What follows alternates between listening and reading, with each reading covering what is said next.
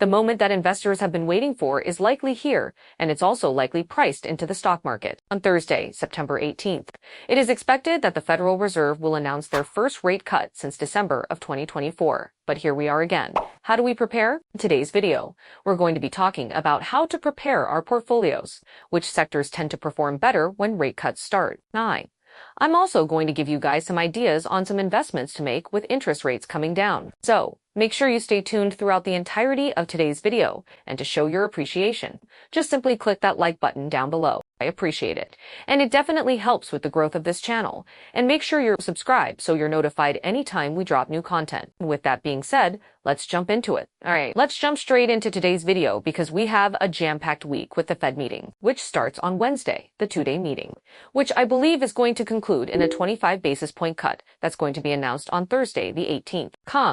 I'm sure we'll have some dissents from the committee on whether now is the time or whether we should do 50 basis points, so don't be surprised by that. However, this is also the most anticipated rate cut in modern history, so no investor should be caught off guard by the news.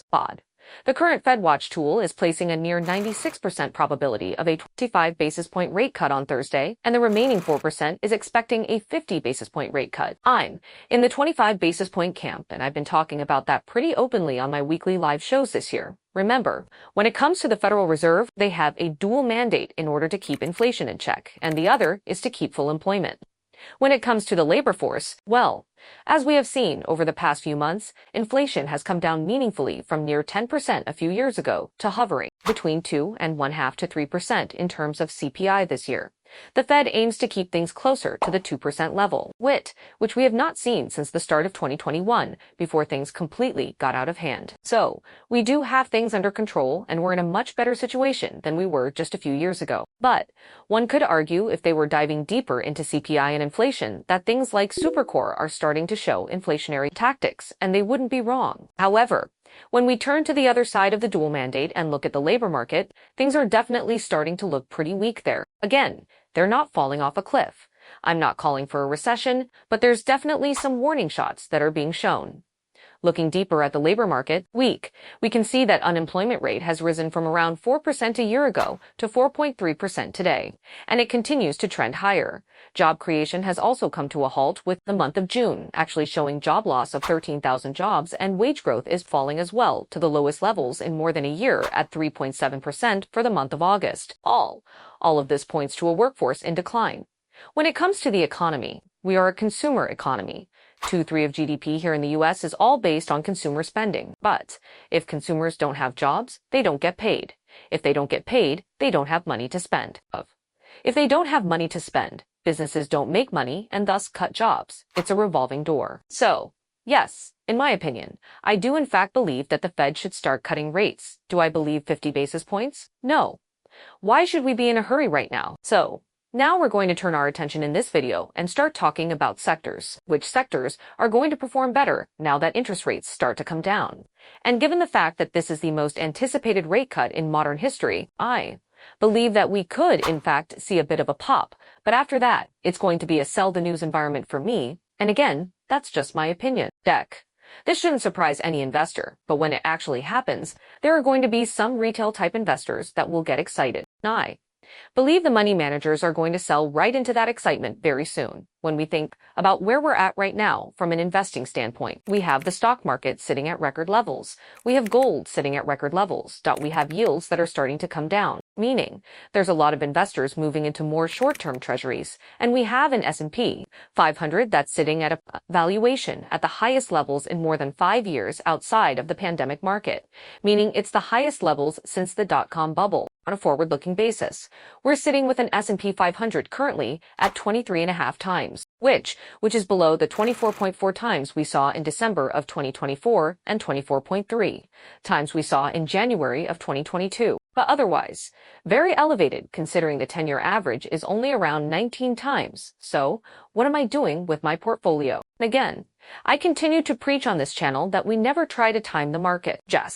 Because I believe the market could in fact come down doesn't mean I'm selling out of it and going full boat into cash. But we can rearrange our portfolio. weak. We can lower our weighting towards high growth, and we can increase our weighting towards more defensive sectors, more value sectors. So, when it comes to sectors, which sectors are going to benefit most from lowering interest rates?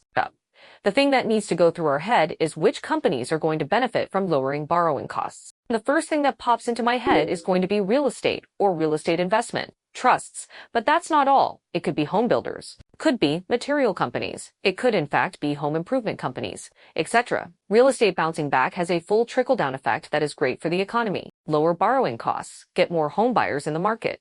More home buyers mean more home demand. More home demand means more materials, more home transactions, more improvements, so on and so forth. So, before we get into some actual investment ideas, let's talk about short-term, medium-term expectations. We've been touching a lot on what my expectations are over the course of the next 30 days. I think there could be a rough patch that we could potentially hit here. Again, gold prices at record highs, S&P 500 valuation high, S&P 500 record levels, so on and so forth. There's plenty of things pointing towards a necessary pullback. So, yes, in the next 30 days, I am pessimistic. But over the medium term through the end of the year on, I'm still optimistic, and that's why I want to stay invested. But it doesn't mean I don't have moving parts within my portfolio. And if you're interested in tracking my entire portfolio, getting trade alerts for any stocks I'm buying or selling or EQIX, then consider subscribing to the Stock Investor's Edge and become an Edge Plus subscriber. You will get all of those alerts and so much more.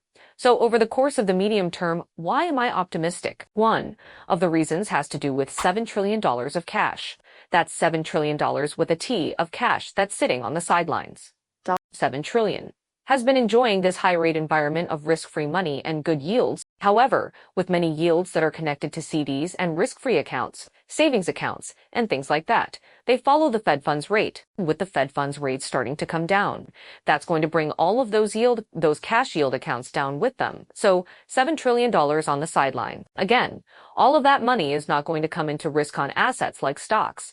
But even if we got a small portion of that could be enough to fund a nice size rally into the end of the year. So now that we've gone through all of that, let's talk about some actual actionable ideas. Again, earlier I talked about sectors that are going to benefit and the most obvious one is going to be the real estate sector, particularly real estate investment trust, because of the way that they are set up. They are required to push out 90% of their taxable income to shareholders in the form of dividends. So, these types of companies do in fact rely a lot more heavily on debt, and with borrowing costs coming down, that's going to benefit the REIT sector. So, the first two that we're going to talk about today. Investment ideas are both going to be REITs, with the first one being VICI Properties, stock ticker WICI. This happens to be my largest REIT holding, and they happen to be the largest landlord on the Las Vegas Strip. They have fantastic high-quality properties. Just talking about Las Vegas, they own the likes of Caesars Palace, MGM Grand, Park, MGM, Mandalay Bay, the Mirage, and so much more. During the pandemic, REITs got absolutely crushed because many of their tenants were unable to pay their rent. Even the likes of Realty Income, which is known as the gold standard of REITs, they saw their cash collection drop down below 60%. VICI Properties was one of the only REITs to have a 100% cash collection during the pandemic, and they still have it today. That speaks to the quality of this company's tenants, that the company currently has a market cap of $35 billion. Over the past 12 months, shares of VICI are up 2%. However, year to date, the stock is up 14%, regardless of how poor the REIT stock price has performed.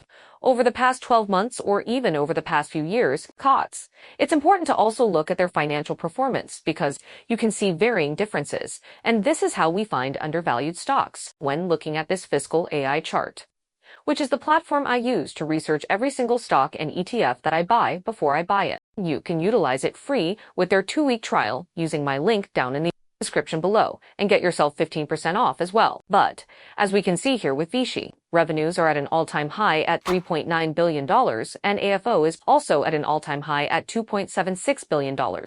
From a valuation perspective, shares of VICI currently trade at a forward price to AFO of just 13.8 times, which is in line with the company's 5-year average. But with lower borrowing costs on the way, this could spur more profitability, which makes this stock that much more intriguing. In addition, given the assets they own and the quality of the tenants, this is a REIT that should be trading closer to 16 times based on my opinion alone. Going to lead us to the second REIT we're talking about, which is going to be EQIX, stock ticker E. when it comes to EQINX. They are one of the largest REITs by market cap, and they are the single largest REIT when it comes to data center REIT. And when hearing about the AI boom over the past few years, how many times have you heard the words data centers? There's huge demand, and this company has a long runway of growth. The company currently has a market cap of $77 billion over the past 12 months, though. Shares are down 9%. However, year to date, the stock is down 16%, so now might be a great time to get into this REIT because it has catching up to do. It has plenty of growth moving forward. As we're going to see here in a second, the valuation looks great. When looking back at fiscal AI, we can see that the company's revenues are again at all-time highs, $8.9 billion. On top of that, AFO continues to climb higher at its own all-time high of $3.66 billion.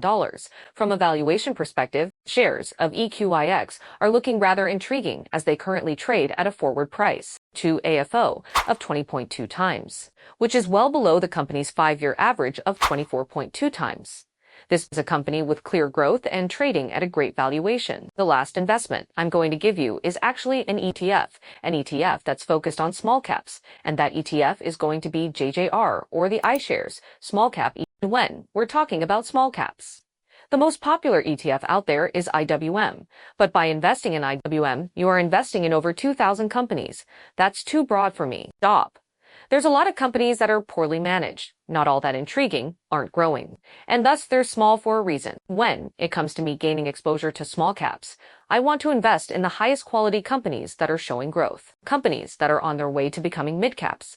That's what IGR does. The ETF currently has $85 billion in assets under management, and it's up 2% over the past 12 months. However, in the last 3 months alone, shares have climbed 11% since the talk of rate cuts moved towards a reality. Here's a look at the ETF's top 10 holdings, which account for only 7% of the ETF.end. In total, IGR has a little more than 600 holdings. REITs benefit from lowering borrowing costs, and small caps benefit from lowering borrowing costs. Two areas I believe could end the year much higher than where they're at here today. So, there, we just went through my thoughts on the projected rate cuts that are going to be starting this week, the sectors to look for, and some investment ideas. Down in the comments section below, let me know what are your thoughts on these ones here. How many rate cuts do you believe we will have from right now until the end of the year, including the September rate cut? Thanks again for watching, and if you haven't done so, please show your appreciation by just simply clicking that like button down below. Subscribe to the channel, and we'll see you in the next one. Take care.